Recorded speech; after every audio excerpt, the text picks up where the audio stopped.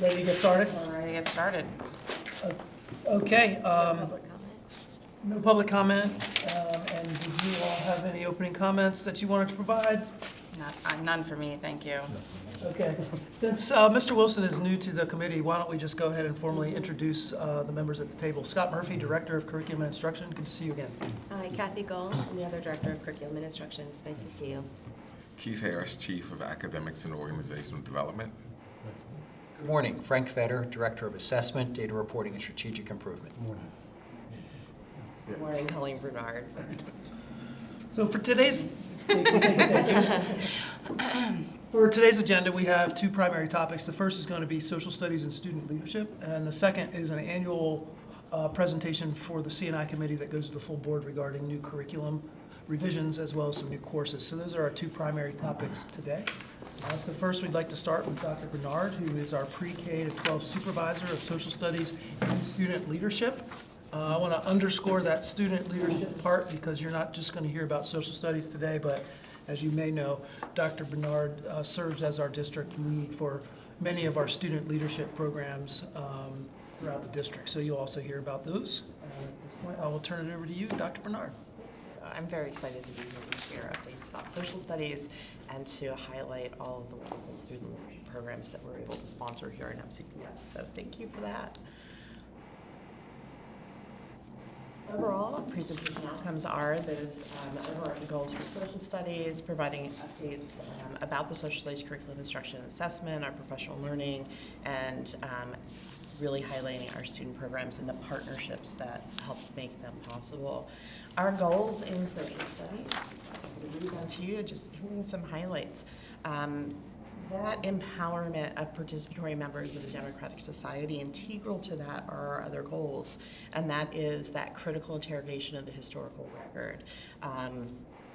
Developing in our students the skills, the knowledge, skills, and abilities to be critical thinkers, to be able to construct and communicate their arguments based on evidence and reasoned judgment. And of course, this is all undergirded by an inquiry model of focus in the social sciences, and we talked about that previously: civics, history, geography, economics, peoples of the nations. So first, we'll turn our attention to curriculum instruction and assessment. So in Maryland, as you know, we have state frameworks that frame and we have state standards, 6 state standards that frame the totality of our social studies program.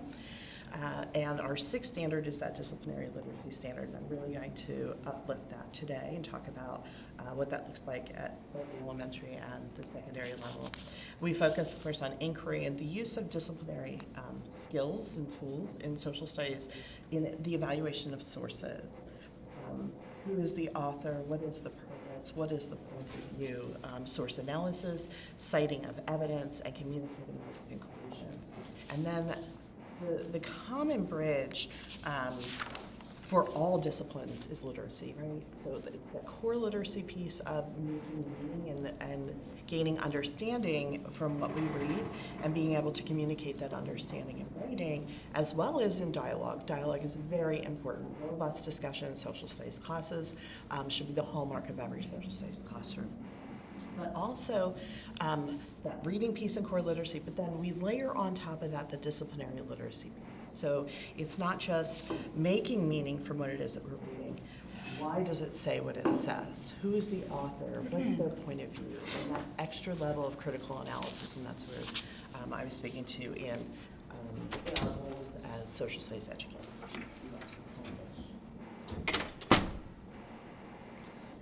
At the elementary level, the work that we've been doing is alignment with the revised state standards and frameworks, and Mr. Murphy is going to talk a little bit about those in the second portion of today's presentation. And we've really been doing a lot of work with our literacy team and the integration of literacy, really to be able to lift up social studies. Social studies, the content areas are integral to students' understanding of this. Research is very clear about that. And so working with our literacy team, we've been able to partner with them to conceptualize how we can build on the firm foundation that's been created in social studies, creating a robust social studies program that integrates with our ELA program, right? So it's a wraparound for our students. And we want, the first step of this work started last summer.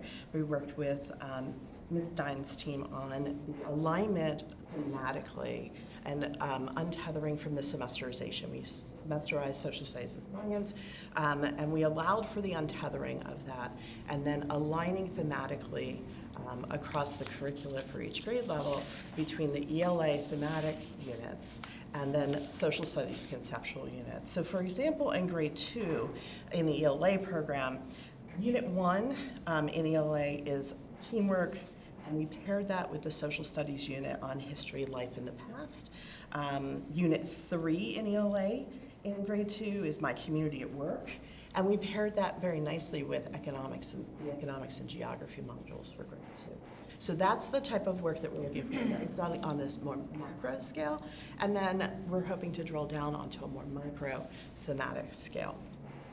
I'm sorry to cut you off, but for Ms. Brennan, who was here last month, we were discussing science, and you were very interested in that concept of integration with science. The exact same work is happening on exact parallel tracks with social studies with the elementary team. The supervisor, Ms. Megan Stein, is here in the audience today, but just wanted to kind of bring it back to that because it is totally parallel tracks with both science and social studies. And one more thing, you'll hear that we're looking at the comprehensive day of the student. So we're looking from beginning to end and really looking at how does that child experience it from beginning to end, and how can we align standards and themes and units in all content areas.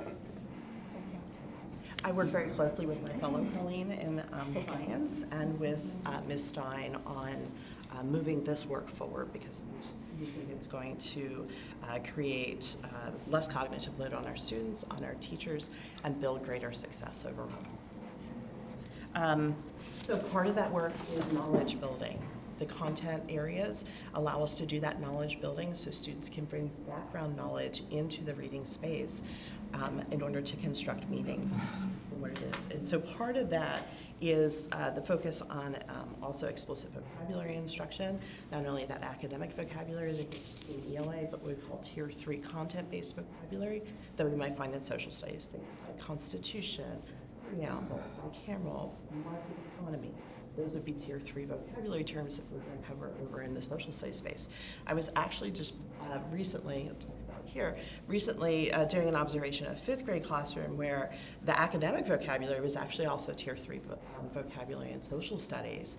And so as the teacher was engaging with students around a reading that addressed stereotype, discrimination, and segregation, also in grade 5 is the social studies unit on civil rights. And how robust could that education be wrapping around the students, impairing those lessons together? So that's the type of work that we're really excited about doing with that team. And speaking to that cognitive load piece, we're really looking at revamping our curriculum now space for elementary school to streamline it. Anytime I sit in an elementary class, it just astounds me the cognitive load on teachers and how many times they have to shift gears throughout the day from one content to the next. So the more that we can do centrally, reduce their cognitive load in the creation of parallel templates for lessons and units. That's the work that we're taking on right now. Turning to middle school, we are aligning again with the state standards and frameworks. That work began last year. If you recall, we moved 6th, 7th, and 8th grade forward. That was the first round of revisions from the state. Another round, and I believe the board voted on that on June 25th of last year, and on the same night the state board was voting on revisions. So we have to bring those revisions forward, again. There were some tweaks, and then there were some additional tweaks that happened with the 6th and 7th grade framework late in August. So all of that's coming to you today, and again, Mr. Murphy's going to speak to that. Ahead of our rollout for our new 6th and 7th grade courses, those are geography-focused courses using a case study approach throughout the course of history. We've had a very dedicated team of educators, community members assessing HQIM to determine which HQIM to adopt in support of that, of those two courses. They've been working for more than a year now because as things have revised, publishers have revised, and our team has revised. We are in the final stages of that selection process, and we're looking forward to bringing forward that selection for public review this spring and for board adoption. As far as high school goes, we have three, as you know, three high school, required high school courses. They're terminal courses in the 11th grade, and that's world history.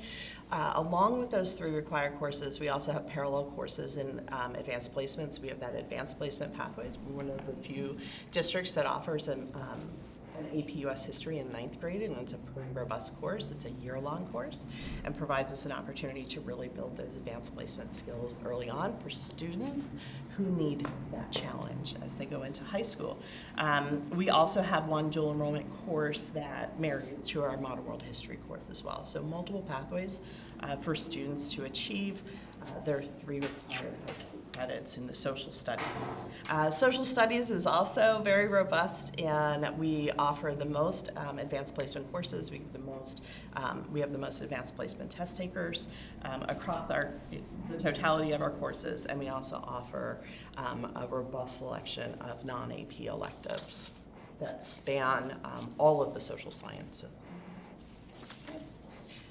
When it comes to MCAT, there is no social studies assessment in the elementary grades, but at the same time, a rising tide lifts all ships, right? So what we do over in the social studies space is integral to what happens with our reading and writing scores on the literacy side of MCAT. So we see that that connection is there.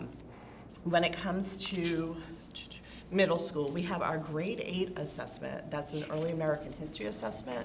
That is, for the past 3 years, we've seen about a 3% increase each year in improvement of our scores and proficiency levels on that assessment. And we have remained in the top 1/3 of counties on our performance. And I think it's important to note about that assessment. It's not just multiple choice. It is, it's 4 sessions, 40 minutes, and 2 of those sessions are really intensive evidence-based argument sets. You might know them as document-based questions. Similar to that, there's a compelling question, multiple sources for students to read and analyze, and then construct an argument using those sources to answer that question in 40 minutes, right? So our students are doing exceptionally well. Our teachers are doing an amazing job in the classroom. And a lot of that I also want to attribute to the work that we have done centrally across disciplines. My ELA colleague is here. We've done a lot of work together in creating this foundational pieces about writing and the expression of writing using the claim evidence reasoning structure to provide the groundwork for our students that they can build on top of as they progress through our program. And so that's really exciting work. And I think it's really been helpful in supporting our students that I'm hearing as well. When it comes to our high school end of course assessment, of course we've had the government assessment for many years. That's now an end of course assessment. That started last year with 20% of the overall grade. And in these last 2 years, we have seen again about a 3% increase in student performance scores. Next, professional learning, the curriculum office. We provide as much professional learning as we possibly can for our student or our teachers corporately, as well as individually by departments and through our accelerated learning process. We go out for ALPs and we sit with teachers and help them navigate their data, help them navigate instructional resources and instructional practices so that we can elevate that Tier 1 instruction that is the entitlement of every child in FCPS, and ensure that we are not only providing the scaffolding support to get to that Tier 1, but also the scaffolding from that Tier 1. So all of that work is done through professional learning. We also focus on lifting up our early career teachers, providing them coaching support in the classroom, as well as support with resources and where they go, going out and providing that support. Professional learning, of course, for our leaders, curriculum writers in particular, not just throwing them into curriculum writing, but onboarding. What are the evidence-based practices for us when we're approaching the writing of the content? What does a high-quality lesson unit look like? We start with unit planning, and then what do the discrete lessons look like? And all of that is lifted up as part of our curriculum writing workshops. And then department chairs as well. When we have routine department chair meetings quarterly, and a component of that meeting lifting up some professional learning for our department chairs as well. Resources or tools that are available on how to use them, and then dissemination to teachers. Development of online professional learning. This is going to be really important as we lift up our new 6th and 7th grade courses. We are planning on providing robust opportunities for teachers to engage in both pedagogical professional learning around the instruction of geography, as well as content-based professional learning, because that course goes up to the present, and so there's a lot of content that our 6th and 7th grade, because if you recall, our 6th and 7th grade courses currently go up through the first age of exploration, and so teachers are going to be lifting up the whole second half of actually all of modern world history as well through these case studies. So we want to make sure that we bolster their content efficacy to lift up that content when we roll it. Now, turning our attention to student programs and the partnerships that help make them happen. So, one thing in the totality of our social studies program and the work that we're doing and the vision that we're casting is this seamless transition out of the elementary program into the secondary program, and ensuring that our students have what they need to know coming into 6th grade to be successful in our middle school program, and then in 9th grade to be successful in high school. And that's part of the work that we're doing in the background. What does that look like? And part of that also translates into our student program. Right, so we have two major student programs for elementary social studies. The Elementary Social Studies Fair, which will be at Tuscarora High School next Saturday. And then we have the History Bee, which is sponsored by the Frederick News Post, and that will take place at Hood College in May. So we have both of those programs. Now I'm going to speak to the Elementary Social Studies Fair first, and to this slide, National History Day, because we have National History Day coming up this Saturday, and that will be held at Rose Hill Manor. Mandy Venable, who's the manager of Rose Hill, she runs that in coordination with the Maryland Humanities Council. It's sponsored by the Maryland Humanities Council. Mandy is the local coordinator for that, and then we facilitate the information to our students to participate. So we'll be at Rose Hill on Saturday morning. Now there is a youth division, a 4th and 5th grade division of National History Day that we're investigating. Again, hoping to create those pipelines out of elementary into our middle school program and provide those opportunities for students. We're one of the few states that has a youth division at the state level, so any 4th and 5th graders that would be selected, they could actually go on to our state competition at the University of Maryland Baltimore campus and compete. So that is an opportunity we're hoping to be able to bring to our elementary students, as well as still retaining the social studies fair for our younger students as well. Additionally, in our secondary program, we have our Civics and Law Academy, which we are very fortunate to be able to provide along with our Bar Association of Frederick County. They support that program. Judge Joni Raymond is on our planning team, as is Magistrate Karen Lowles, and Ian Bartman, who is a local attorney, and collectively together, we pulled together a very robust program. It's a half-day program. We do it at Frederick High School, second Saturday of November every year, and we are able to bring in people from all across the legal field and law enforcement. Last year, one of the new sessions that we offered was on forensics and forensic science and crime scene investigation. That was a super popular one. We've had formerly Chief Landau and members of our Sheriff's Department and members of the State's Attorney's Office talk about criminal procedure and process. Judge Raleigh ran a session with prosecutors and defense attorneys on the trial proceedings in a criminal and a civil trial. So all of those opportunities our students can avail themselves of. And then we also use this program as to lever up our mock trial program. And I'll talk a little bit more about that, but we offer sessions on high quality openings and closings, how to be an effective witness. Those are also offered as part of our Civics and Law Academy. Our Model United Nations program is really unique in this area. Most Model United Nations simulation programs cost a lot of money to attend. Ours is open for everyone, and we're very fortunate to do that because of Educational Systems Federal Credit Union. They provide the support that we need in order to ensure access to our program. We had 30 high schools participate in our program last year and 10 middle schools from across the DMV. The program, we had over 500 registrants, and we had nearly 400 students attend that program in January. It's usually the second Saturday of every January. We offer an orientation in that program on a Saturday in October so that we can orient students to what Model United Nations is, parliamentary procedure, how to talk extemporaneously. And then we have content-based sessions depending on what the topics are for the committees for the Model United Nations simulation. I want to say last year we had 16 different committees, most of which had a different topic. So students have to research. They choose a country, and then they have to research the position of their country. So when they come in, they are representing their country. They're not called on by name. They're called on as the delegate from Canada, the delegate from the United States.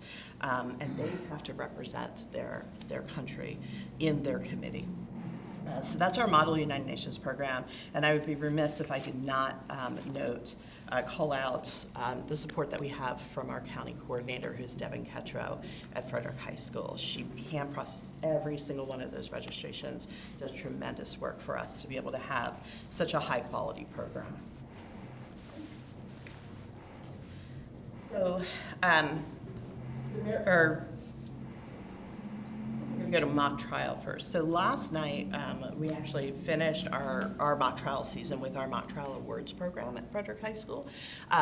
President Rose was there and provided remarks on behalf of the board. We are also fortunate to have with us and fortunate to have the support of the Frederick County Sheriff's Department. Sheriff Jenkins was there last night. He is a stalwart supporter of that program. He ensures that we have the deputies that we need to have access to the courthouse after closing, because the courthouse closes at 5 o'clock, and that's when our program starts. We are also very fortunate to partner with the Maryland Judiciary to ensure that we have access to the building, and Ms. Cassie King, who makes sure that we have all of our courtrooms available to us and helps us navigate when we get on site and get the kids into courtrooms, especially when court runs over, because sometimes it does that. She gets us other courtrooms. So we're very fortunate to have those two partners in ensuring that we have this program. And then our awards program is also sponsored by the Bar Association of Frederick County. They provided the for our program last night. Earlier this week, it was only Monday, that was Tuesday, the night before, I had the privilege of being down in Annapolis at the State House with two of our teachers, Ms. Ketro, who I spoke of before. She was being honored by the Maryland Senate as the Maryland Civic Education Teacher of the Year.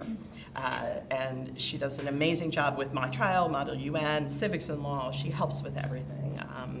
And then Mr. Paul Haga of Urbana Middle School was selected by the Maryland Council for the Social Studies as their promising new social studies teacher of the year. So both were honored by the Maryland State Senate. And while we were there, we saw these young folks in their gray blazers. And those are pages. And so I didn't see any of our children, our students, but we did see them running around before session started. Pictures of them down there running around. Yeah, running around before session started, and because once session starts, they're in the chamber. The Maryland General Assembly Page Program is a wonderful program open to seniors. We were able to select 5 seniors to attend the General Assembly as pages.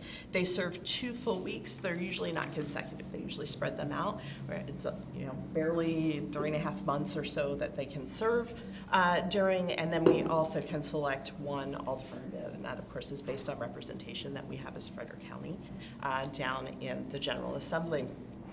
Each school has an internal selection process and selects one student to nominate to the county selection process. It's a team-oriented event where we have the advisors from every school and the students there as part of that selection process. And last but certainly not least, it's a highlight of our student leadership program, and that's the Frederick County Association of Student Councils. This is a leadership program. It's not just student government, and we're throwing homecoming. Those are important things. But what we're doing with FCASC is bringing students together to build their leadership skills. So we have 5 General Assemblies a year. The first one is for middle school students only, where we teach that. We have the students, the high school students from our executive board, FCASC, teach leadership skills, parliamentary democracy, teach them about the Frederick County Association of Student Councils, as well as the governing body above that, which is the Maryland Association of Student Councils, and of course we have the National Association of Student Councils. So our program, we have a very robust program with every school, every secondary school being a member of MASC as well. MASC sponsors 2 major conferences, one in the fall and one in the spring. The fall conference is a leadership conference where students are teaching other students leadership skills, public speaking, the parliamentary process, and then the winter is actually when it is, because it's during the General Assembly session. The winter session deals more focused on legislation and legislative process and governmental processes, and uplifting that for our students' understanding. Our local program, like I said, we have those 4 other General Assemblies. We have had consistently over 150 students in almost every school coming to those General Assemblies. They're held during the school day.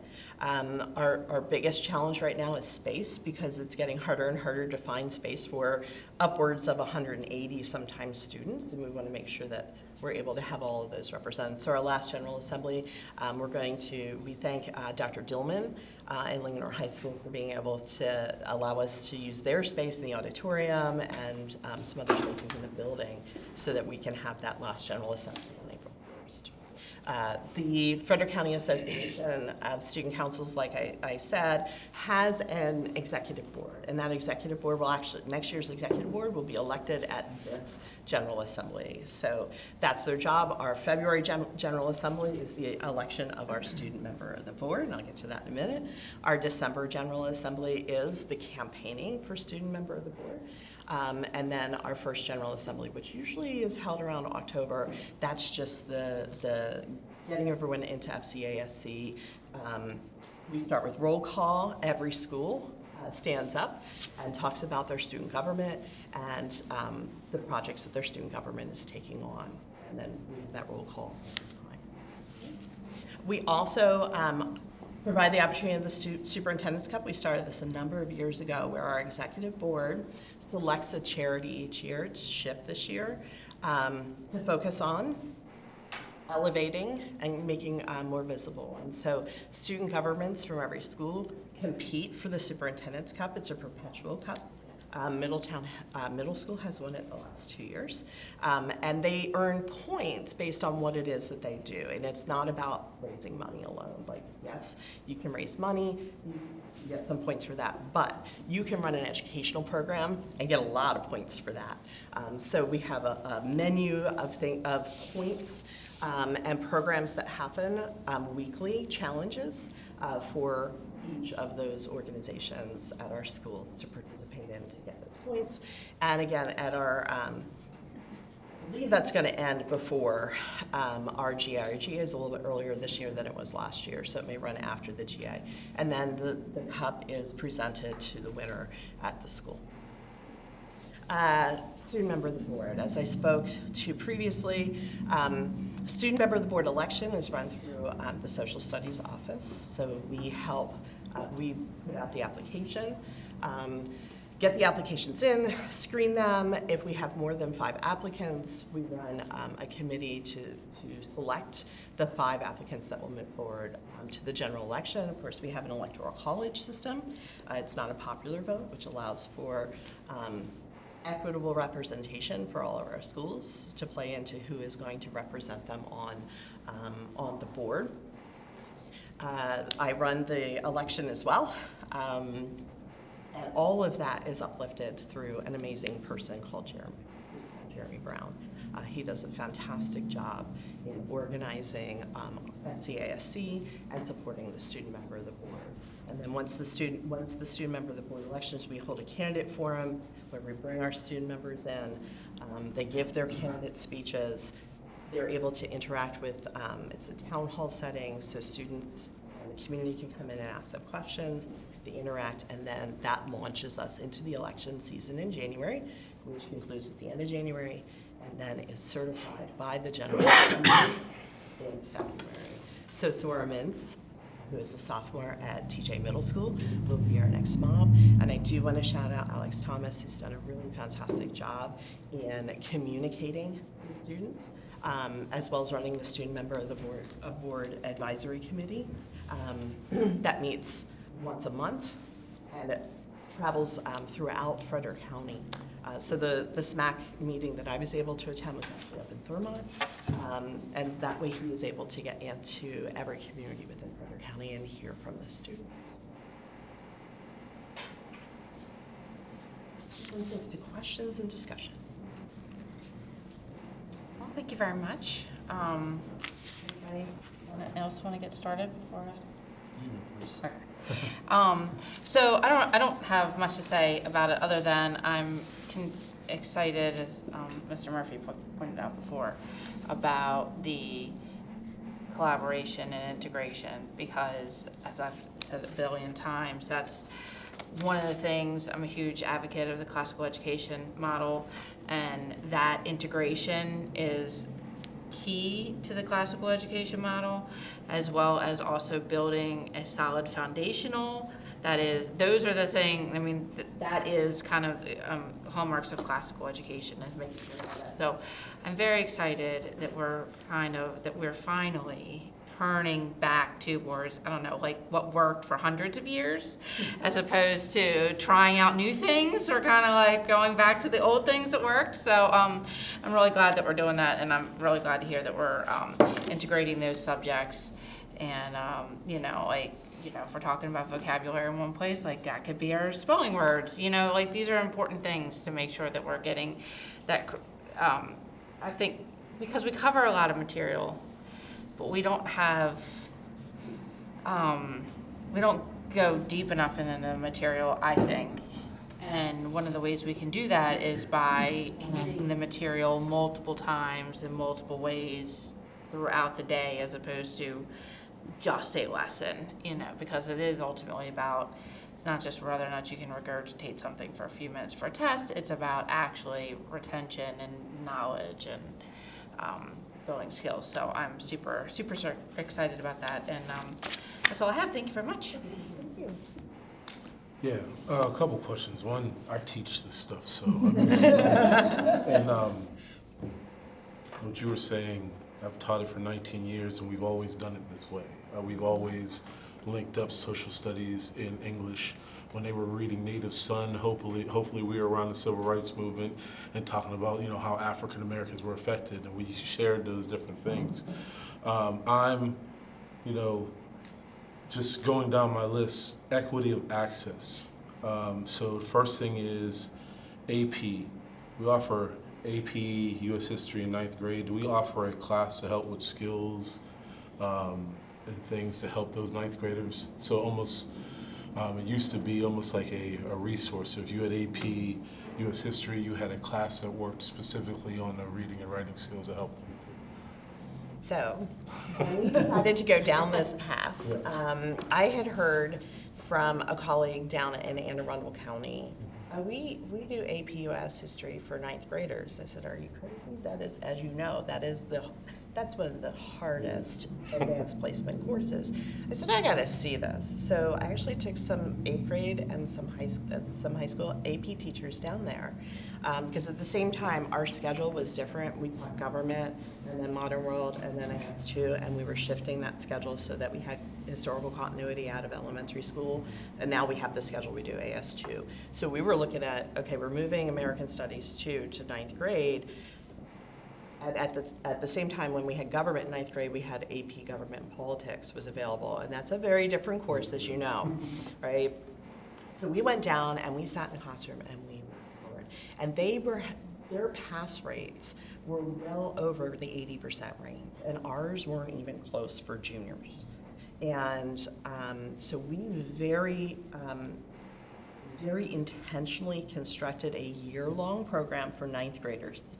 And so it integrates those seminar pieces of how to read for the AP and how to write for the AP and for life, right? And so we structure into the course sequence, into the pacing, the building of all of those developmental skills in reading and writing that are necessary for success on the AP in the fall semester, while at the same time the students are accessing content that should be familiar with that for them from the first half of American history from 8th grade. Then when we hit mid-year, the shift is synthesizing all of those skills together as they are then expressing the knowledge of the new content they're being exposed to in the second half. So we've been very... Foundation. Yep, that's exactly it. That's how we built that. When we get to our social studies AP classes, are we offering a vast array? So I've talked to some teachers. We offer like African American studies, but not AP African American. We don't offer like what would be what do we call it? I think it's AP Women's Studies. There's different AP classes that have come out recently that other jurisdictions are offering. Are we looking into offering those in Frederick? Like, I know it's not going to be right now, but I mean, are we building a plan to make sure we're going to offer those? We're always looking for opportunities to expand, especially AP and dual enrollment. So yes, that would be the short answer. In fact, in the second presentation, we're bringing a new AP course, Okay. the seminar course, which is kind of what you were alluding to for kids maybe taking AP for the first time. There are new courses coming out. There's business and finance. There's cybersecurity. There is the African American studies. There's a lot. Yeah. We worry because some of our schools are a bit smaller, and we're very saturated with our course offerings. So we have to be careful about what we're able to offer and run in each high school, depending on their size. Constantly exploring those, and also looking for redundancy. So we do have an African American studies course that we developed internally, right ahead of the AP course. So we send a teacher. We just sent a teacher to down to explore the AP, and she was one of the teachers that was on the construction team of our African American Studies course locally. We're one of the few LEAs in the state that have an African American Studies course. And then she was able to provide us with her feedback from her lens of being, she's an AP teacher, but AP psychology, but also teaching our general elective course. So she provided us some insight about the feasibility of that. So Yeah, just, there's a plan to kind of, it takes time to build it out, especially equitable across the county. I know there's different schools, the capacity of the schools, all that thing, just making sure there's a plan going forward that we're building these opportunities out, Especially some of the ones that students can take for the first time early on in high school, like a cybersecurity or a business and finance. The other thing we always like to call out in this conversation about AP course offerings is our virtual school that has a bit, probably more course offerings than many districts, put it that way. And so building out the AP options in the virtual school is also a priority that our principal there, Mr. Watson's been on. Language acquisition, how are we monitoring or helping our multilingual learners, especially in their access of like an AP U.S. history, to make sure that there isn't like, there's not a wall for them to be able to participate in an AP That's actually our topic for our next session. Oh. Our next C&I committee will be with the multilingual education program. So you'll be able to hear directly from them Okay. about how they're removing barriers and obstacles to our multilingual learners. So that's a whole presentation to itself. Yeah, great question. You're teeing us beautifully. So workload, you said, we're looking at, high quality instructional materials and also, I forget what it was called, but we're looking to reduce the cognitive load, especially with grade 5. How's that going towards, I know the cognitive load of staff and students, how's that also going to like the workload and like the preparation piece of it? We're reducing the materials that they need to prep for, and are we giving them the space and autonomy to be able to create within the curriculum?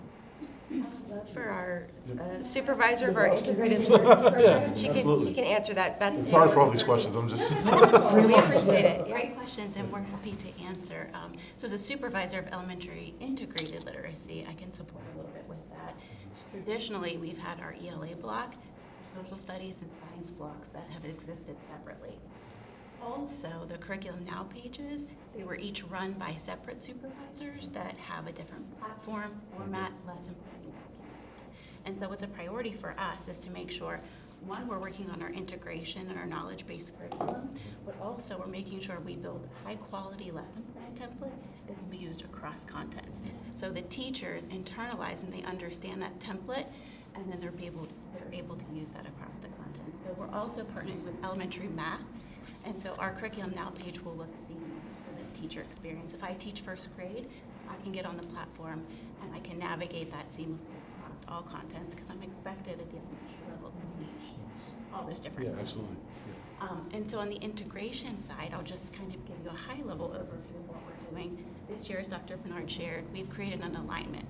So we looked at those ELA units, and then we paired them with existing social studies and science units that we have. And so we use the term alignment because we paired the teaching of those units. Where we plan to go next year, and we're currently working on this, is companion documents that build out standards. And so based on our ELA units that we're teaching and our social studies for this example unit, we're building out companion documents that align the standards that exist. So that first starts on our companion document, then we build out our vocabulary, so teachers can see the key vocabulary for each, and then we're building out key resources and supplemental resources. So the goal being when I'm planning my language arts and or social studies lesson, I'm able to see this companion document and how they work together and plan a much more robust, flexible opportunity for students.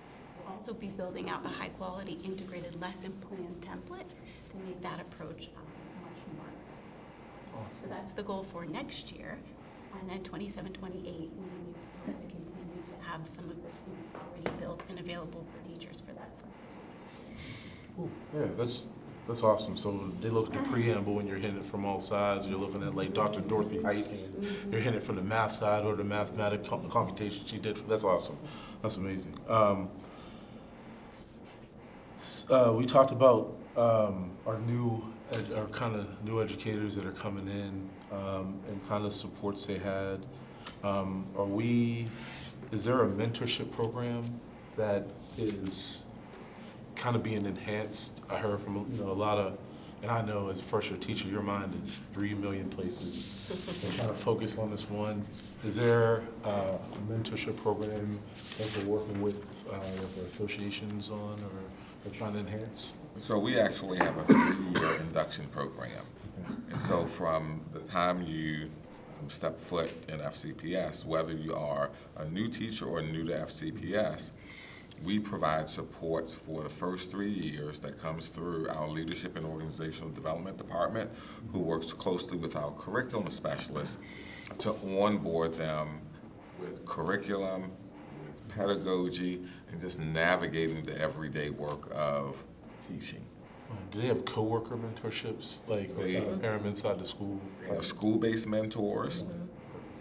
They have their curricular supports, and then they also have content mentors as well, where they come together with them on a regular basis just to really look at the curriculum, how it's being implemented, so they get a wide variety of support.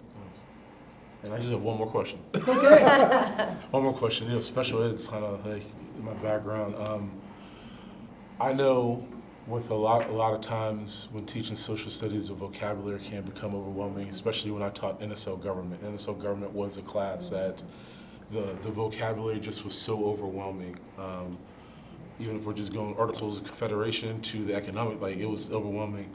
Are we ensuring, like in our schools, that we are keeping the number of students that do have accommodations at a smaller rate so they can get more intensive instruction versus I've been in classes where 30 kids and 15 of them did have accommodations. And when teaching, you know, in NSL, the vocabulary might get me off pace to be able to hit this test on time. Or are we ensuring, is there like a plan going forward that we're working with our schools to ensure that those students are in classes where they're getting more intensive instruction or support in making sure those class sizes aren't blowing up to the point where it's becoming untenable to teach something like NSL that's being tested for our staff?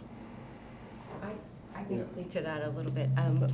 We use a co-teaching model in Frederick County, and so with multilingual education as well as our special educators, we often use co-teaching. So in a class like that, we would have 2 teachers, and they would collaborate and co-plan, and then they would be able to both be in there serving the needs of their students. And so that's the way that we've been able to approach it. Now it's staffing heavy, but we've seen success, and so it's important.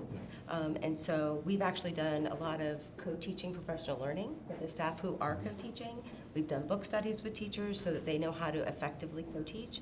And that's the model that we use to support our students in those courses. Yeah, I was just asking about like Yeah. intentionality, just Yeah. to make sure that, you know, that's just that's intentional, that we're making sure school by school that we're putting. I was a co-teacher, Mr. Scott knows that co-teaching model works and that they're getting developed because there's so many different co-teaching models out there and that they're being given the Right. space to be able to use the one that fits their student population the best, yeah. The other thing that I want to point out that we're doing for the first time this year and a little bit last year is intentional small group tutoring during the school day. So for the kids that really need the most intensive support, dedicated time in the school day for that super small, intensive, intentional work. Whereas other groups of students, you know, could work a little bit more independently during this time. There may be a specific group of a really small intensive group that I need to work with right now. So we're working on models that intentionally put that into the school day to also do some of that, so it's not always on the teacher during class. Gotcha. And I do have one more question because I didn't look to my other page. Do we have any statistics on the amount of diversity that are, like our diversity statistics that are participating in like the social studies fair, history bee, civics academy?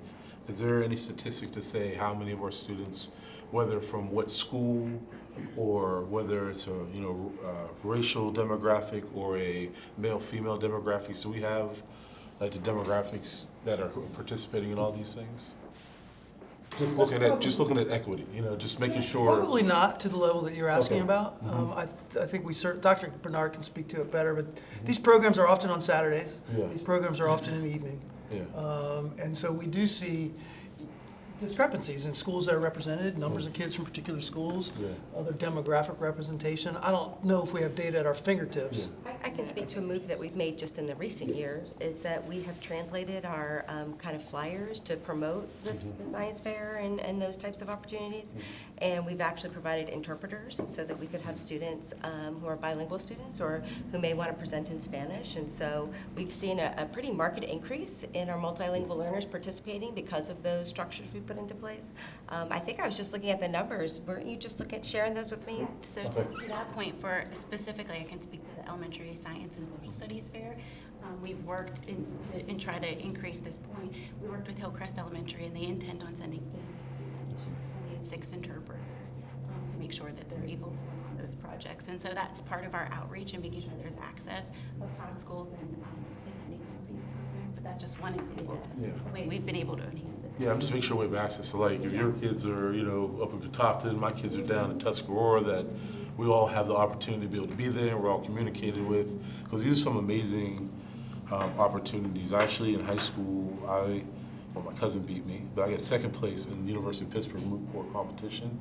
But the build up to that and being able just to work around lawyers for, a student like me, that was an opportunity that opened up like, hey, I can do this. You know what I mean? Like I can be that. So I'm just making sure everybody has that, opportunity. But thank you for your answers. I appreciate it. And we'll make sure you're invited to the mock trial awards. Yeah, for real. We were talking about college competitions last night at the event. Actually, we had a returning student who went through our mock trial program and who's on the A team, mock trial team at Juniata College, and they're going to nationals. And Abby Landahl, she came and closed out our program and shared life after high school mock trial. She's on scholarship for mock trial there. She was offered 13 field hockey scholarships and turned them down to take the mock trial. Howard University had one when I was in high school, and I didn't get to live in Pittsburgh, but I went to the university. They all offered the high school kind of moot court, so your high schools would compete at that school. So yeah, it's amazing, but it won't take any more time. You did enough talking. I'm OVER.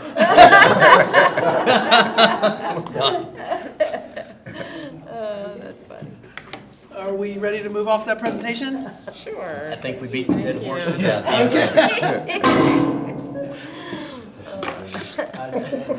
I appreciated the questions. It was good, but we're. Okay, we're going to move to our second presentation, which is curriculum revisions and proposed new courses. Typically, in this meeting, which happens March of every year, we would just share with you a bunch of curriculum documents to move forward to the full board for approval. We're going to spend some time going through our process because there's just so much change happening right now at the state level that's trickling down to us. And when it comes to curriculum revisions, there's a lot happening. And it's really being driven primarily by movements by the state board with revisions of standards across content areas, and in particular the literacy and math policies that were passed last year. In Frederick County, the Board of Education, according to Policy 500, approves all essential curriculum and new courses, as well as textbooks. So as things change at the state level, and standards change and content changes, it's ultimately the responsibility of our local board to approve as essential curriculum what then drives textbook selection and development of instructional resources and that. So we're going to kind of walk through that process and end with everything that's new this year and what we ultimately need to move forward to the full board for adoption of essential curriculum that we have to start putting in place according to these new math and literacy policies. So I talked about Board Policy 500 that establishes the authority of the board to approve essential curriculum and new courses. Meanwhile, we have a lot happening at the state. That standards have been revised, they've been adopted by the state board, and we are expected to implement them over the next couple of years.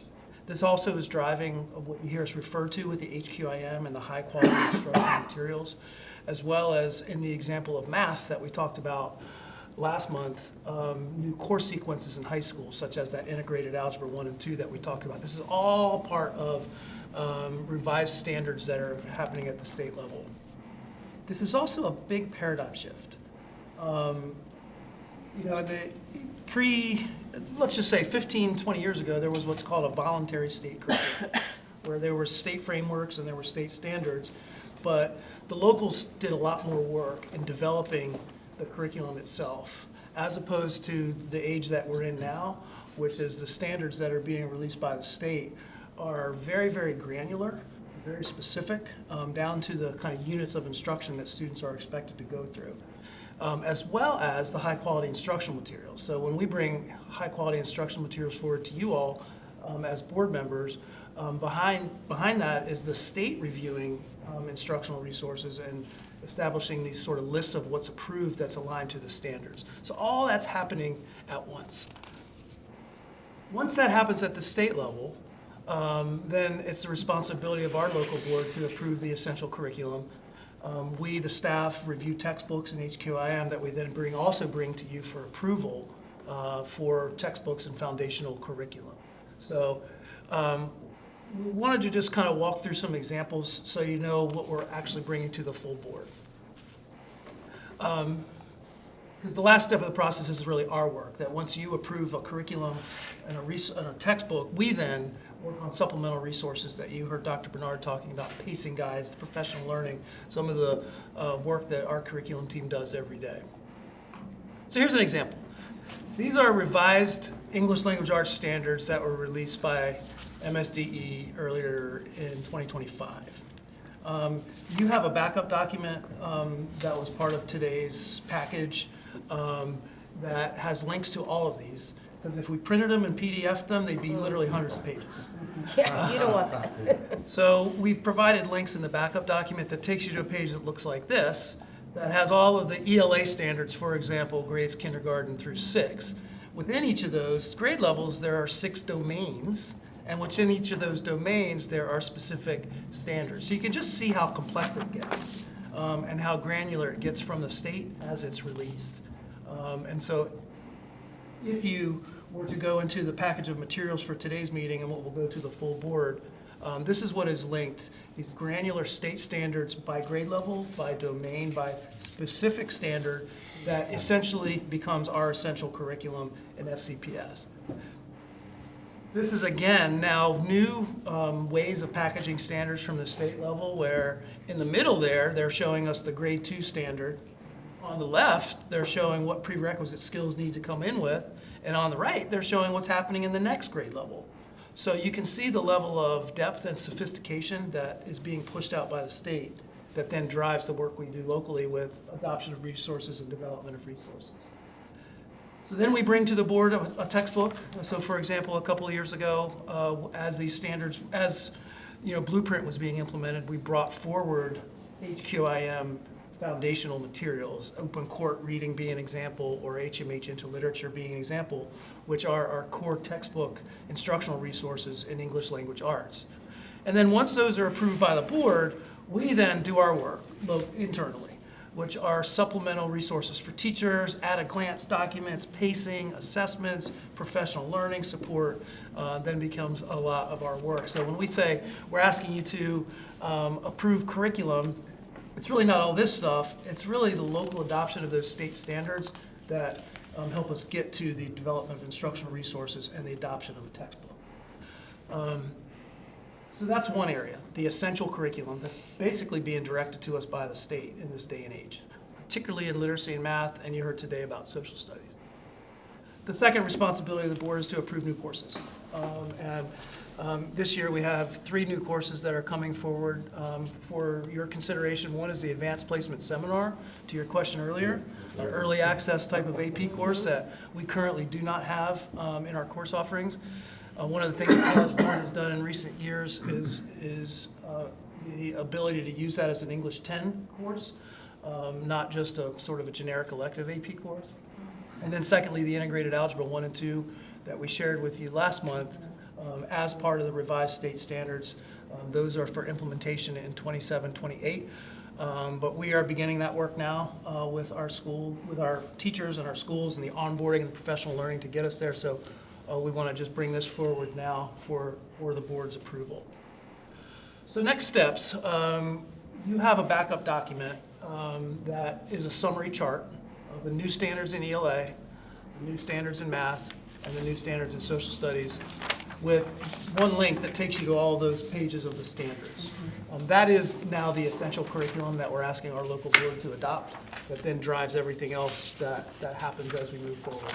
Some to be implemented next year in 26, 27, and much more to implement in 27, 28, and beyond. So we're looking for consensus from the C&I committee to move those standards forward for the full board to consider for approval as essential curriculum for FCPS. So that's our process, and that's how we landed with the curriculum document that comes to you every year as we adopt new standards and courses.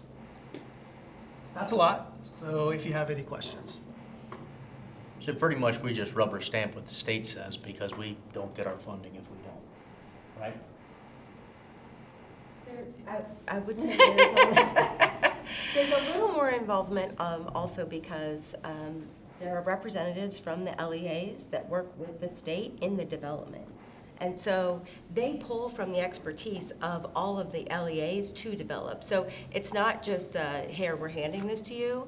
There really is more of a collaborative approach because we do offer our expertise and knowledge to the process and to what the final product is. I think many members of our curriculum team have served on those Yeah. committees. So we do have, local representation, input Representation. as Yes. those standards are developed, Yes. as well as the assessment of those standards. And I appreciate that question because I think local representation is really important. And so that's why we encourage our folks when there is an opportunity to please go ahead and apply and participate so that Frederick County's voice can be heard there. Is there ever a time where Frederick County would not have representation in something like that? Not that I have seen so far. No, we've always had folks involved, especially because there are regular state meetings as well. And so since we have regular state meetings on a monthly, sometimes twice monthly basis, our folks are there and asking questions and pushing, and so their voices are heard there.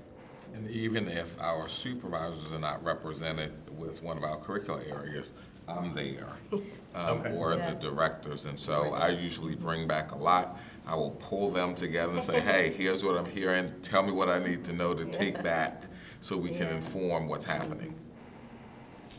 Your question is a good one. It's It is kind a of good one. the paradigm shift I mentioned earlier. Is there probably was more autonomy many years ago than there is now in terms of how prescribed many of the grade level standards are. Have we ever calculated the cost of rolling out a new curriculum or curriculum changes? Have we ever actually come up with our man hour, I mean, aside from materials, we know what that is. Have we ever said this is how much money it costs to roll out a new curriculum, training teachers, development of the curriculum, the time we spend investing, whatever we invest? Have we ever done that? Not all added up together holistically, with all of those different pieces coming together. But in the example of the textbook adoptions, where we are now, as we talked about with math, we're now adopting textbooks for long-term contracts that have consumable workbooks that go to classrooms every single year. And so that is the most expensive component of these rollouts is, I'll just ballpark estimate, the way the publishers are these days, the starting price is usually around $1 or $2 million for, let's say, 5 years to have those consumable books coming every year, as well as all the digital pieces. Are they required in the standards to use the consumable books? I mean, I understand that we've adopted a particular textbook and we might have to use of their chosen choices. Do we have to adopt their work? Do we have to buy their workbooks too? This is what I would say about the workbooks. I think on the one side, it is expensive, but on the other side, to have students writing and annotating in texts that they can keep and take home with them and use is really important. We've also, as you know, have done a lot of work around the science of learning and how the brain learns. And so that's why we have slowly moved away from digital resources at the very young ages and in the younger grades. It's also why we have said, hey, workbooks where you have to write and annotate and kind of scratch out and do your thinking by hand and by writing is really important for how you learn and retain that information. And so because that's kind of coupled what we've done with Mind Brain Education and with Science of Learning with the resources. And that's why, yes, it's expensive, but I do feel like that is an important component. I totally agree with you as far as the getting away from the digital at early, for early ages, and I think even older ages now. I mean, the data coming out is basically, in my opinion, almost catastrophic for the lack of, for the loss of cognitive elasticity as a result of relying on technology is really starting to get concerning what the research is saying. But and I'm all for pencil writing, but my only objection to the workbook is, as a parent who's had the workbooks come home, there's like a third of the workbook done and 2/3 not done. And so kind of, would it even be more beneficial for us to develop our own sheets, you know what I mean, that in the same process, but the ones that we're actually going to use, so we're not throwing away half an unused workbook every year. you know, and, or that's what, the waste of that and the mandatory purchase is something we're not gonna use the entirety of, it stresses me out. And keep in mind, part of the backdrop of adopting some of these HQIMs is to ensure that it's consistent across the district. Yes. Not teachers taking the standards and coming up with their own stuff in classroom A and coming Right. up with their own stuff in classroom B. So we have a responsibility to ensure that there are the same materials district-wide. So if we didn't buy those workbooks, yeah, we would develop them internally, have to pay a whole lot of teachers to help us write those over the summer, and the costs start to become comparable when we do that. Yeah, it's just that we have ours forever and we're And that's buying true. them. And the teacher-created resources now, instead of having to create a workbook from scratch or Oh, I mean, the amount of effort to set that up in the beginning is. yeah, but what they're able to do now is take what's been created by the HQIM publisher and then work with our supervisors and our teams to create those resources that you saw, that sample document on that one slide. That's really the work of now that we can pay teachers to do, is to amplify that work and then align it to what we're doing in our classrooms. The integrated literacy piece, they can work on that. And so it really, I want to say FCPS is it. Our teachers can do that. And it really increases also, I think, teacher buy-in because A, it provides them more income while they're doing the curriculum writing and the alignment and the work and the other resources, but then it also, they then share those resources either through our literacy specialist meetings or our accelerated learning process. Those resources are shared through different structures. So, and they're the ones sharing because they're also the ones who created it. So Curriculum Day, we tap those teachers who wrote it to share out with other teachers. And so it's leadership opportunity for our teachers to be able to do that. It's just like, you know, any of the other things, you know, like you used to buy Excel or Microsoft Suite, and then you had that for as long as that computer was alive. And now every year you have to buy your subscription, you know what I mean? And so I we've know. kind of morphed into that, and we've created a situation where we're constantly, we no longer buy and have our materials that we can just use again and again and again. We are constantly being forced to buy our materials on a subscription basis, and that's Well, not budget friendly. it's a good question. Let us break it down for you. That'd be interesting. Okay. I was just gonna say, to your Yeah. question, let us break it down for you Yeah. so that you can see it over multiple years Yeah. in terms of what the investment is compared to if we did it all internally. Yeah. I'm just more curious. I mean, and then also, like, I'd like to know the actual dollar cost. I mean, and we probably don't have the capability to do it because we're not doing a timekeeping system the same way. You know, you would have to actually have somebody keeping track of their time. If you wanted to say, like, how much money goes into rolling out a course, you would have to have people clocking in, clocking out. You would have to have them, like, recording. I worked on this course for 3 hours today, and we're not doing that. So, like, we're gonna have to, it would be like a retrospective looking at somebody's time, or they'd have to let us know, or whatever. I live and breathe job cost, so in my mind, this is a job cost, and how are we, you know, getting to that production level? Like, because understanding our internal costs to produce the product that we offer, this is where I think from my perspective as a non-academic person, that's what drives me a little bonkers, is that we don't know how much the dollar, like, we can't just pull that out. Like, if we were producing something else or we were doing this in a for-profit world, we would actually know what that is. Like, we would know what the dollar cost is to provide, you know, this type of special education service and that special education service, and what exactly it costs to roll out. And we don't do that. And I think that that's actually missing a little bit in how we make decisions, you know, a little bit, because we all want to have all the best things, roll out as many courses as we can and all these other stuff, but, like, at some point, it lets us not actually understand where we're focusing our resources, you know, to not be able to do that granular. And we'll not do that here, but Well, it's we can just. do some of it. I mean, when all this stuff is new, the teams of 1 or 2 people that you see in the back can only do so much. Sure. So we have to hire teachers outside of their day or over the summer to help us with curriculum development. And so that is an example of hours that we can pull and say, look, we spent this on summer curriculum development. That as compared to the investment that we made in the textbook and here's what we spent on professional learning. So we can put some of that together for I you. would love to see that, like, you know, as just in general, so we could kind of start to understand how that, and also, you know, like when the public says, you know, we spent all this money and we don't, you know, like, they would say, like, these are how much the things cost us. You know, these are the man hours, these are the, you know, it would help, I think, too, and saying, you know, and justifying our expenditures as well, so, thank you very much.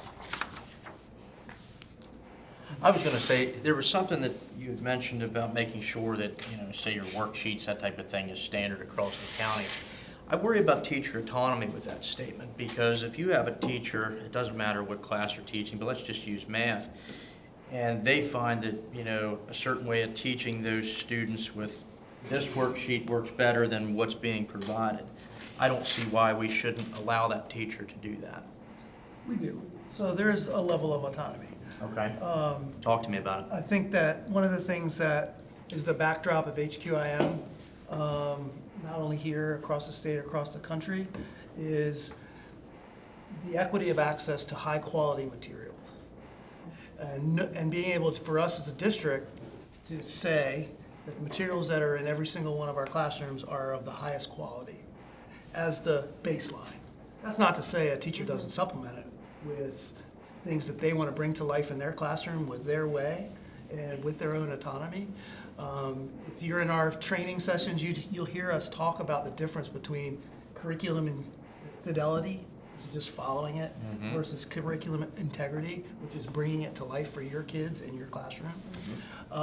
But there really needed to be a leveling of the playing field with the baseline of materials that we know are in every classroom. Because the other thing we knew is that when teachers were needing to develop their own stuff in a different era, there are things known as teachers pay teachers. There's the internet. And so teachers having to scour and scour and scour to come up with stuff when we can provide high quality materials to every classroom that teachers can then supplement and bring to life for their kids. So it really is a combination, we believe, of both. If I could just add from the gallery. Oh, hi. I was going to just point out, we've recently been engaged in watching school teams in the accelerated learning process. And what you're describing is often what happens at that table. So when a team is working together on what standards are we teaching, here's what our HQIM provides. And then oftentimes it's specialists or teachers saying, I've used this resource or worksheet, to your point, and honestly, I felt like it covered the standard better. And then the team's able to look at that, ensure that it is aligned, ensure that it does meet the instructional goal. So that's where the autonomy comes in. Like, we have something, but if our experience shares with us that our group of students needs something a little bit different, or we've used one and then the other, there's the freedom, and our specialists lead those processes super well. And sometimes they bring the resource to the session, you know, to say, here's what's in our HQIM. We're going to also use this, or we're going to recommend that we use this instead. So I just think it's a good place to point out how the ALP process supports that decision-making. Does the teacher, if, you know, worksheet, workbook, whatever it is, do they have to get approval to use that supplement from central office or anybody, or do they have the autonomy to just use that on their own? Yeah, there's not an approval process for a teacher to use it, and oftentimes it is through that collaborative. You know, it's always the principal's responsibility and the curriculum responsibility to ensure, like, if I'm in a classroom watching a teacher teach and I have a concern about, you know, that it isn't aligned to the standard or it doesn't meet the rigor of the standard, but there's not a process by which a teacher would have to have something approved in order to use it to teach. Yeah, I just wanted to make sure that there wasn't any type of impediment to a teacher being able to bring in something that would align with the standards that would better suit their students' needs, because that would absolutely be ridiculous to sit here and think that every worksheet, every piece of paper that they're going to hand a student, they have to run through central office and stuff. Totally agree. Yep, and actually the points that was made about moving from fidelity to integrity. Sure. The visual that we used in order to talk to teachers about that, it was like 3 circles that overlapped. One of them was the resource that you have.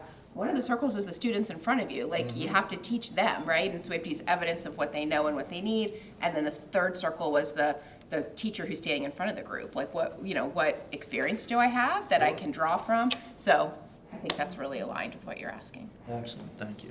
What'd you say about consumables? You say you don't like them? I don't, but they are beneficial for elementary school students to be able to collect ideas and write in. My concern is the rigidity of just having a consumable. The cost is what we've seen in like budgets across Maryland is the budgets boom with consumables. Like the amount of money, I would rather pay money for a professional, an educator to develop something than to pay a company to give me a consumable. That's my personal thing, but I also know in the elementary school, and my question, we use Benchmark Advanced? No. Benchmark, okay, good, because that was one of the programs that used to be used. That was a consumable program, didn't have great data, but locked teachers into having to do this, but still made them have to go get other resources. So, like you were talking about, like cost. I always think of it more of like investment because it is, into a student. But if we looked at the cost of all that stuff and we looked at the amount of time like an educator has to do all that, the cost of free labor would be astronomical. I think everybody can agree and work. The cost of free labor would be astronomical, and then we'd be sitting here having the discussion where we're going to come up with $50 million more to pay our staff for all the time that they're working out of their duty days, right?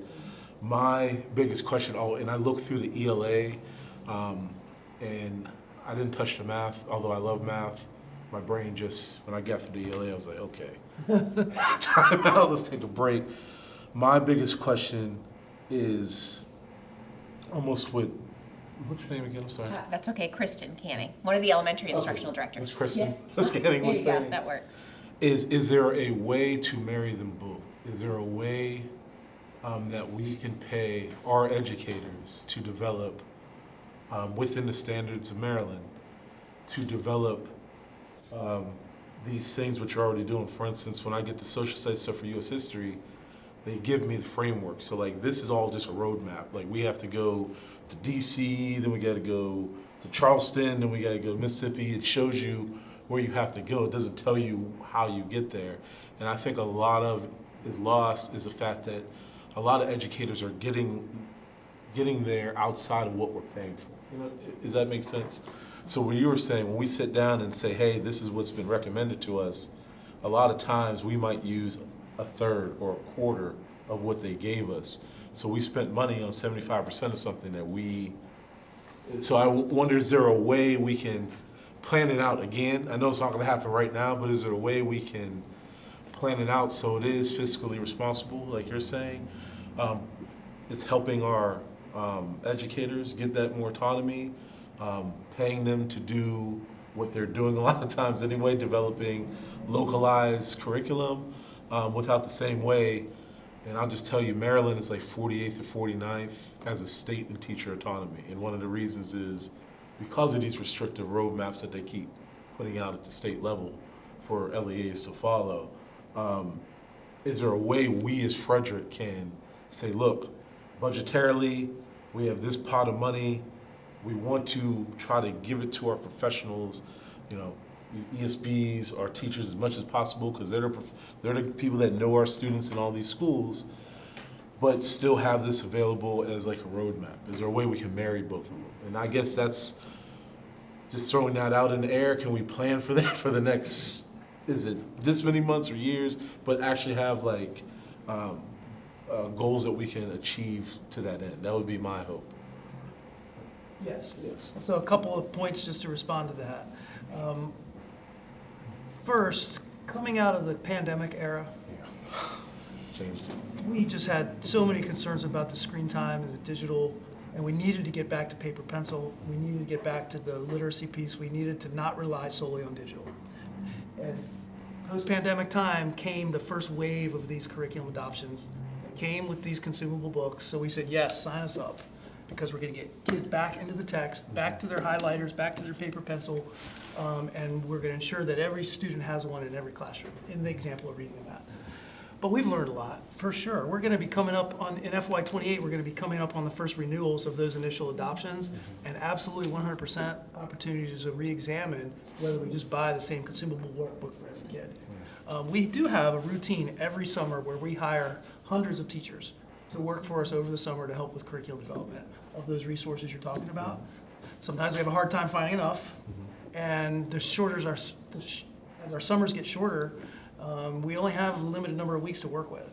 And so then we need teachers to help us all year long, and there's only so many people who are able to do that outside their teacher day. So there is a balance there that I think as we look to the future, we will continue to try to strike. I mean, there's an initial cost, but then once we have that, then that's our workbook. And that's the workbook that we could pass out to everybody, and they could still, bring in their own stuff that they want to, but. I will say that what the instructional materials are doing for us now is we have to look at the spectrum of teacher that we have also in our county. We've got some conditional teachers, we have some brand new teachers, we have very veteran teachers. So the HQIM, when we talk about that fidelity and integrity, when I'm a brand new teacher and I am trying to focus on classroom management and learn all the things in the process, teaching to that HQIM with fidelity helps our students and helps my students as a brand new teacher, because I know they're getting good stuff regardless of my own capacity at the time, right? And I'm actually remembering being a brand new teacher when I was there. So then, as our teachers build their experience and kind of their toolbox of strategies and what they know and what works with them, then that's where we move into that integrity piece, where they are pulling in what they've experienced. And so that's really important, that we are raising the floor really for all students, regardless of the teacher, right? While we're supporting our teachers, so that our new teachers are getting that professional learning that Dr. Harris was talking about, and they're working with our supervisors. And so if you look at it as a whole, especially coming out of the pandemic, it was really important for us to go that route. And as these come up for renewal, then we can look at that. But we will always need excellent instructional materials for all of our teachers, so that everybody can be successful. And I will say that with the implementation of the HQIM, specifically at our secondary ELA, and I'm looking over there at our supervisor of secondary literacy, we just looked at our data from our MCAP winter to winter. And I don't want to steal her thunder. I don't know, Liz, did you want to come talk to that a little bit about the power of high-quality materials and what that means for student achievement? You look at the numbers. You're a numbers and job cost person. I'm a student data. Are we achieving, and is it making a difference? So I appreciate your perspective, because it helps me think differently. But I look at the numbers and how is that impacting students positively in their achievement, because I always want to achieve more and more for our kids every year. So Liz, do you want to speak to that just a little bit? Sure. Good morning. It's nice to see you guys again. So in our implementation of high school into literature, this current school year is our first year out of the gates, and that includes grades 9, 10, and 11.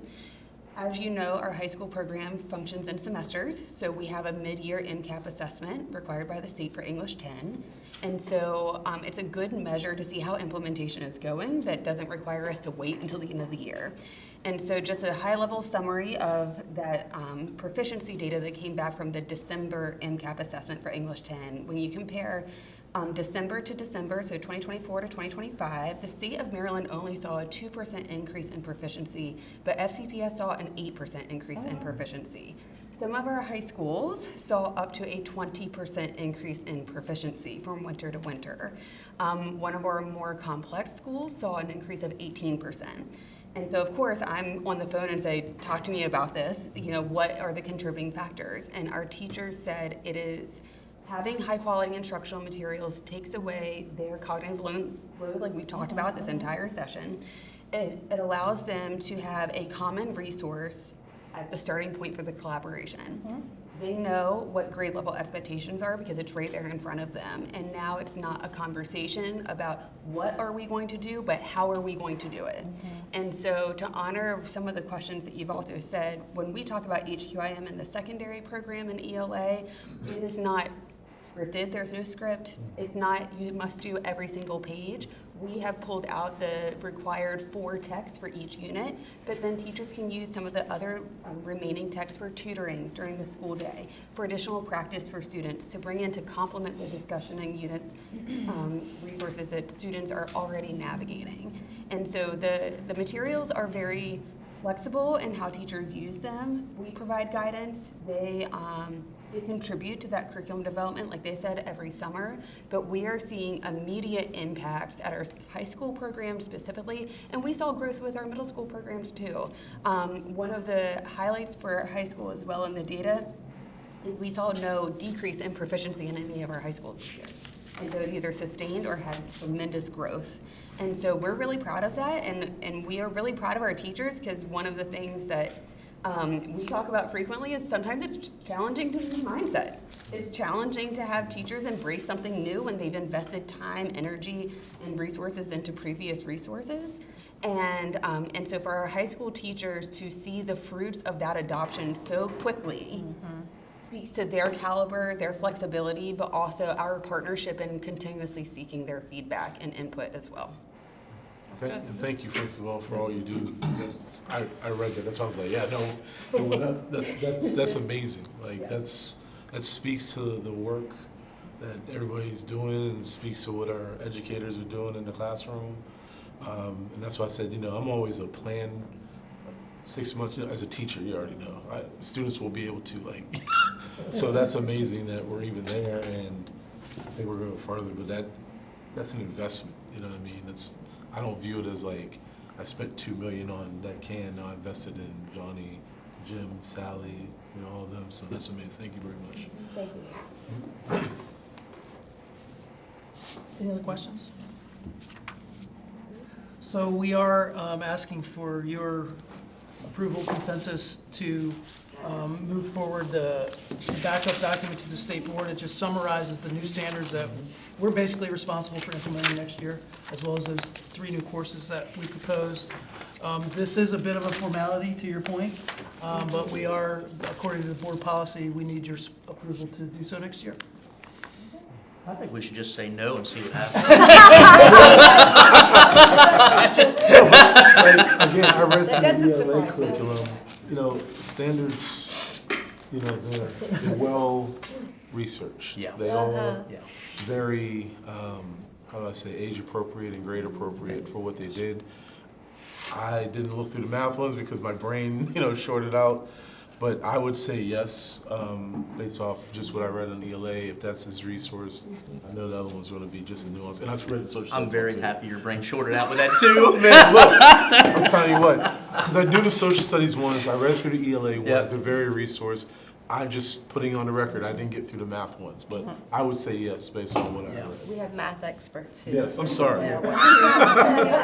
Development coming up if you want. I totally, one of my closest friends is a math teacher. She's gonna choke me out for saying that, but yeah, I would say yes. Yeah. Yeah, it's fine. I mean, I Yes. definitely think that she could push forward. Yeah, I think we can move. So we don't really have much of a choice either way, so. Yeah, pretty much. It's pretty much rubber Right. stamped, so. Thank you. Okay, so now we need to go back. To our minutes. So I have one copy of last week's, We'll just or share. last month, and then here's another copy. Here, actually, I have 2 copies of them. Oh. I already read them, and I printed them, so you guys need to, guess we have to take a vote. Yeah. Do just us vote, or is the whole committee just? It's basically consensus that Consensus the is. minutes can go into the record. Yep. Yep. Work with me. Wonderful. Thank you. Work with me, yep, we'll go ahead. We're All fine. right, so our future topics, so the next time, we're actually going to hear from our multilingual education team. So you'll be hearing from our supervisor. And you'll also be hearing about our interventions, which actually that group of folks falls underneath Dr. Vedder. And so those will be the 2 topics for our next CNI committee. Okay, great. Anything else from board members? We're on time. How about that? Well, Meeting thank adjourned. you.